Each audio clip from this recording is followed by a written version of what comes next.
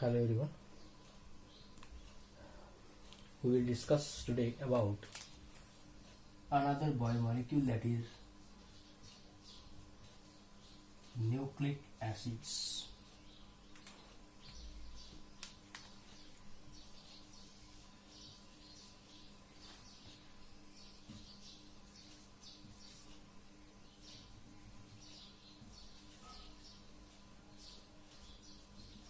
Okay.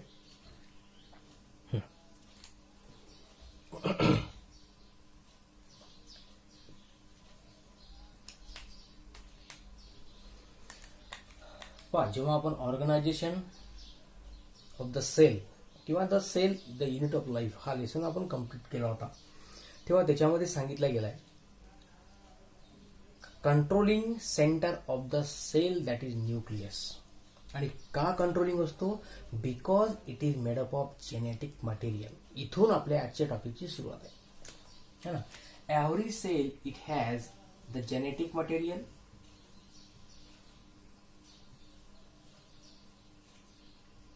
and why it is genetic material? Because it controls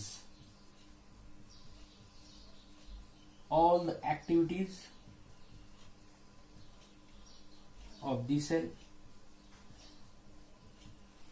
It may be the cell growth, it may be the division, it may be the reproduction, multiplication, everything. A particular cell undergo various activities, and all that activities are due to it. They are controlled with the help of a chemical substance present in that cell. Prokaryotic cell असेल तर cytoplasm मध्ये असेल, आणि युकॅरियोटिक sale असेल तर nucleus मध्ये. But that chemical should be the genetic material, है ना. आणि या जेनेटिक मटेरियल जे राहते हे ऍसिडिक स्टेट मध्ये राहते. केमिकल सबस्टन्स आहे तर it may be acidic, it may be basic, it may be alkaline, it may be neutral. किती सारे त्याचे नेचर असतात. तर जो ऍसिडिक सबस्टन्स आहे सेल मधला, जो त्या सेलच्या ऍक्टिव्हिटीला काय करतो? कंट्रोल करतो. It is properly called as nucleic acid. आता न्यूक्लिक ऍसिडच का नाव द्यायचं आहे? तू म्हणसान का sir actually prokaryotic cell they it do not possess the true nucleus, then why it also possess the nucleic acid? DNA RNA माहितच आहे तुम्हाला, deoxyribonucleic acid and ribonucleic acid, तेच न्यूक्लिक ऍसिड आहे, तेच जेनेटिक मटेरियल आहे. Then why it is nucleic? तर याच्याकरता एक एक्सपर्टचं नाव तुम्हाला लक्षात ठेवायचं आहे, that is the Frederick Miescher.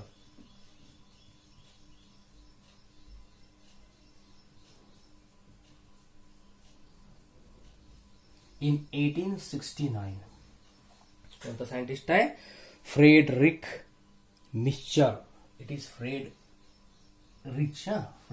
Miescher. 1869 the biochemist व्यक्ती आहे पहा, आणि याने स्वतः एक सबस्टन्स सेपरेट केला होता. त्यांनी काय परफॉर्म केलं? ही सेपरेट अ सबस्टन्स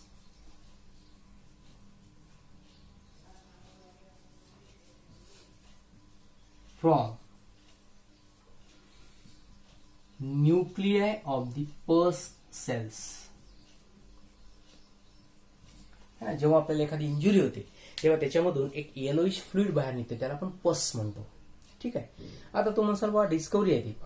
पस असो का आपल्या बॉडीतला कोणताही पार्ट असो, नॉर्मल असो का इंज्युअर्ड पार्ट असो, त्याच्यामधून काहीतरी सबस्टन्सेस सेपरेट केले जातात for the analysis, for the study. तर त्यांनी काय केलं? या पस सेल मधून न्यूक्लियस सेपरेट केला, त्या न्यूक्लियस मधल्या केमिकलचं अनालायसिस केलं, आणि त्यानं त्याचं नेचर जेव्हा स्टडी केलं असेल, he found that chemical was acidic in nature. So he called it as a nucleus मध्ये सापडलाय, ऍसिडिक स्टेट मध्ये आहे, so it is nucleic acid. This is actual discovery of the nucleic acid. पण जेव्हा आपल्याला कोणी विचारेल की न्यूक्लिक ऍसिड म्हणजे काय, तर न्यूक्लिक ऍसिड म्हणजेच डीएनए अँड आरएनए. मग त्याचं फाइंडिंग, त्याची डिस्कवरी अशी आहे म्हणून त्याला आपण ते नाव देतो. Okay. Genetic material of every cell it is in the form of acid, that is nucleic acid. इथपर्यंत clear? Now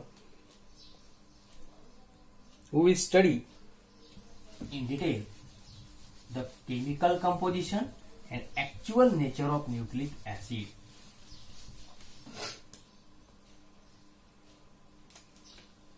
These nucleic acids may be of the two types, that is DNA and RNA. It is deoxyribonucleic acid and it is ribonucleic acid. दोघांमध्ये nucleic acid एक तर त्याचे आपण टाईपच पाहून राहिलो, थोडासा difference दिसून आला. इथं रायबोन्यूक्लिक ऍसिड रायबोज, जो प्रिव्हियस टॉपिक आहे आपला कार्बोहायड्रेट पॉलिसॅकॅरिड, त्याच्यामध्ये असा कोणता तरी वर्ड तुमच्या लक्षात येईल, ribose. Yes, ribose sugar. So the nucleic acid made up of ribose sugar it is called as ribonucleic acid. आणि ज्याच्यामध्ये डीऑक्सीरायबोज शुगर असेल त्याला म्हणायचं आहे डीऑक्सीरायबोन्यूक्लिक ऍसिड. आता ते पाहणारच आहोत आपण की ऍक्च्युअल कंपोजिशन कसं असतं. आता जेनेटिक मटेरियलच्या लेवलला लक्षात ठेवा, DNA it is the genetic material of किंवा genetic material in almost living organism and RNA it is genetic material in particularly plant viruses, जे इन्फेक्शन करतात प्लांटला फक्त. फॉर एक्झाम्पल लक्षात ठेवा TMV, टोबॅको मोझेक व्हायरस. प्लांटला इन्फेक्शन करणारे viruses plant virus, ॲनिमलला इन्फेक्शन करणारे ॲनिमल व्हायरस. ठीक आहे. तसेच बॅक्टेरियाला इन्फेक्शन करणारे पण असतात, बॅक्टेरियोफेज. तर इथं आपल्याला पाहायचं आहे की comparison between DNA RNA related to the genetic nature. तर ते लक्षात ठेवा तुम्ही की हा ऑलमोस्ट ऑर्गॅनिझम मध्ये एक जेनेटिक मटेरियलचं काम करेल, but RNA it is only in plant virus. Okay. Now the main topic of today's lesson is chemical composition of these nucleic acid. So just have a look. We are studying chemical composition. Now, like carbohydrates, as we call carbohydrate as polysaccharides because they are made up of saccharide. Sugar पासून तयार होतात म्हणून त्याला आपण पॉलीसॅकॅरिड म्हटलं होतं. Sugar म्हणजे सॅकॅरिड. तसंच न्यूक्लिक ऍसिड मध्ये सुद्धा आहे. प्रत्येक पॉलिमर हा मोनोमर पासून तयार होतो, सांगितलंय तुम्हाला. मग इथं न्यूक्लिक ऍसिड कशापासून तयार होते? Nucleic acid it is made up of nucleotide. कोणत्या मोनोमर पासून तयार होतो? न्यूक्लिओटाइड्स. म्हणून आपण या न्यूक्लिक ऍसिडला पॉलीन्यूक्लियोटाइड्स म्हणू शकतो. Nucleic acid are nothing but the polynucleotides. आणि इथंच त्याचं केमिकल कंपोजिशन स्टार्ट होते. What does a nucleotide is made up of? तर पहिला मुद्दा आपण लिहिणार आहोत. Chemically nucleic acid are made up of nucleotides. Many nucleotides are combine are linked together to form the chain called as nucleic acid. आता यातला एक nucleotide, असे तर न्यूक्लियोटाइडचे हजारो युनिट्स राहू शकतात. जर आपण यूकॅरियोटिक डीएनए बघून राहिलो इन केस ऑफ ह्युमन, तर आपल्या डीएनए मध्ये 3.2 बिलियन्स न्यूक्लियोटाइड सिक्वेन्स प्रेझेंट राहतात. We can't imagine that how long the DNA should be. तर न्यूक्लियोटाइड्स म्हणजे काय तर आता बघू आपण. A single nucleotide is the combination of three components.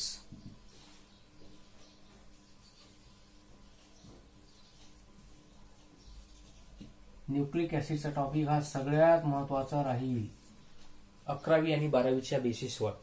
कारण जेनेटिक्स बेसिस आणि मॉलिक्युलर बेसिस असे तुम्हाला 2 लेसन आहेत. आणि या 2 लेसनवर नीट मध्ये सुद्धा हमखास मॅक्झिमम क्वेश्चन्स येतात विद्यार्थी मित्रांनो. ठीक आहे. तर लक्षात ठेवा. न्यूक्लिक ऍसिड मध्ये काय प्रेझेंट आहे? न्यूक्लियोटाइड नावाचं केमिकल आहे. आता न्यूक्लियोटाइड मध्ये काय आहे? तर मेड अप ऑफ 3 कंपोनंट्स. आता बघून घ्या कोणकोणते आहेत. त्यातला पहिला आहे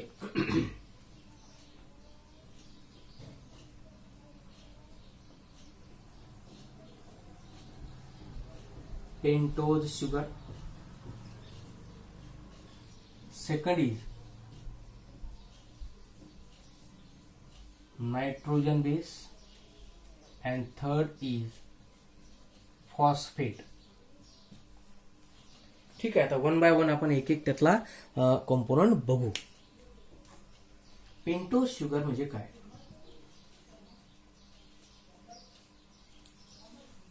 नावातच आहे, pentose means it is made up of 5 carbon atoms. आपण ऑलरेडी मोनोसॅकॅराइड मध्ये डिस्कशन केलाय.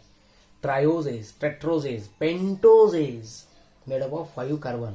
आणि त्या पेंटोजेजचे 2 एक्झाम्पल्स मांडले सुद्धा असतील, एक रायबोज आणि दुसरा डिऑक्सी रायबोज. तेच एक्झाम्पल तुम्हाला डिस्कस करायचे. So that may be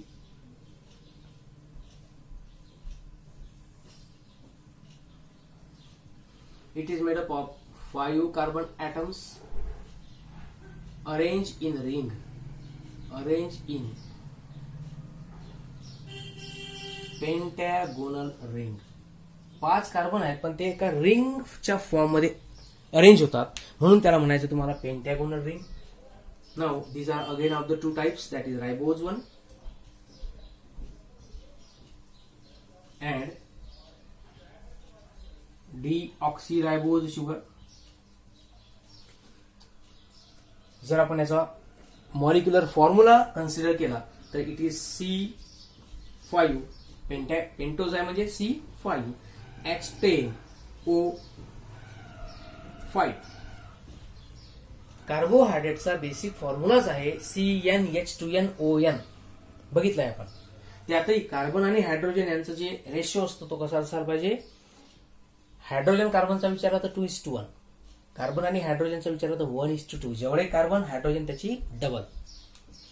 डिऑक्सीरायबोज it is C5H10O4. आता इथं जो आहे एक ऑक्सिजन कमी असतो, म्हणून तर त्याने म्हटलंय डिऑक्सी. D means reduce. या ठिकाणी एक ऑक्सिजन कमी असेल, लेस असेल, म्हणून त्याला डिऑक्सीरायबोज शुगर म्हणायचं आहे. जर आपण आता याला ऑर्गनाइज केलं एका पेंटॅगोनल रिंग मध्ये, जर आपण या कार्बन हायड्रोजनला रिप्रेझेंट केलं तर ते कसे दिसतील? Ribose sugar is like this.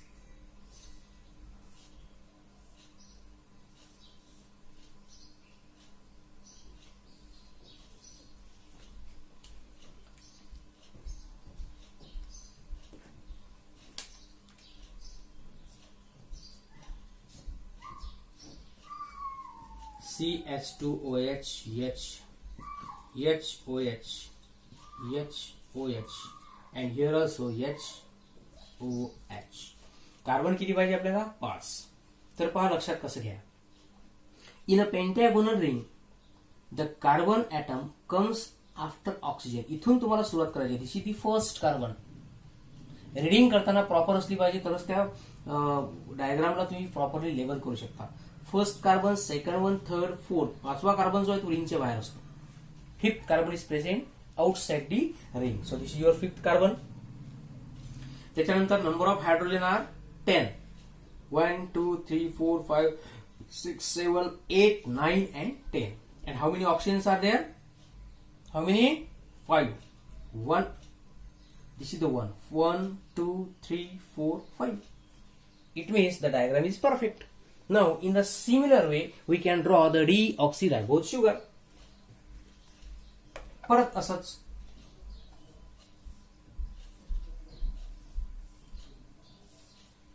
Diagram draw करताना ही एक अशी पेंटॅगोनल अशा टाईपचा शेप त्याला द्यायचा आहे, पाहणे तर मग ते चुकू शकतं. This is the oxygen. नाव डिफरन्स लक्षात घ्या कोणत्या ठिकाणी उडाला. एक ऑक्सिजन तुम्हाला काय करायचं आहे? कमी ड्रॉ करायचं आहे. नाव CH2OH, here H, OH, OH, H. 1, 2, 3. Third कार्बनला ऑक्सिजन जो असतो, ठीक आहे, अशा पद्धतीनं. म्हणजे या ठिकाणी प्रत्येक पोझिशनला जसं आपण ऑक्सिजन हायड्रॉक्सिल ग्रुप ड्रॉ केला तसाच ड्रॉ केला, पण सेकंड पोझिशनला इथं एक ऑक्सिजन काय दाखवायचं आहे? कमी दाखवायचं आहे. That is called as deoxyribose sugar. Okay. In this way the nucleotide is made up of sugar. कोणती शुगर? तर पेंटोज शुगर. पेंटोज शुगर म्हणता क्षणी लक्षात आलं पाहिजे की it is made up of 5 carbon. It is of 2 types, ribose and deoxyribose. Formula and their structures. त्याच्यानंतर आहे नायट्रोजन बेसचा जो पार्ट आहे हा आपण उद्या डिस्कस करू. ठीक आहे. सध्या आपण कोणता पार्ट पाहिला? Pentose sugar. हा आपल्याला उद्या डिस्कस करायचा आहे. आता आपण डिस्कस करू म्हणतो फॉस्फेट.